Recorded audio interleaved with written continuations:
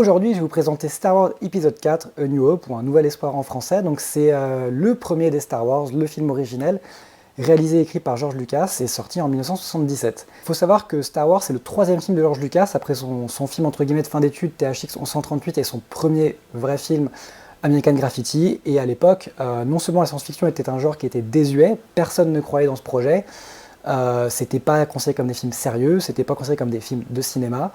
Et George Lucas s'est battu et a pu, grâce au soutien notamment de Alan Ladd Jr. à la Fox, faire ce film. Mais voilà, il faut savoir qu'aujourd'hui ça paraît évident Star Wars, mais à l'époque c'était vraiment... personne ne croyait ni en lui, ni dans le projet, et personne ne comprenait ce qu'il voulait faire. Allez hop, on dégage! Au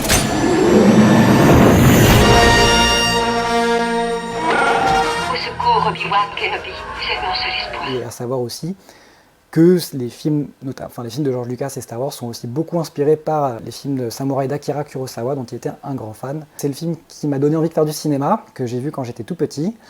Et surtout, ce qu'on oublie beaucoup, au-delà de Star Wars en tant que tel, on oublie souvent le côté technicien, quelque part, de George Lucas, qui a révolutionné toute l'industrie derrière la caméra.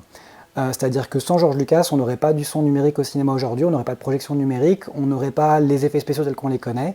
C'est en grande partie, pas que, mais en grande partie grâce à lui, grâce à la création de sa société ILM, qu'aujourd'hui on a les Marvel, on a les DC, on a tous ces films avec les effets spéciaux qu'on connaît. Parce qu'à l'époque, ça coulait pas de source, et c'était un des pionniers à la fois continuer à faire beaucoup de maquettes et de marionnettes à l'ancienne, et aussi à pousser les effets numériques, notamment la séquence du briefing où la princesse Leia et le général montrent les plans de l'étoile noire. C'est la première séquence entièrement générée par ordinateur de l'histoire du cinéma.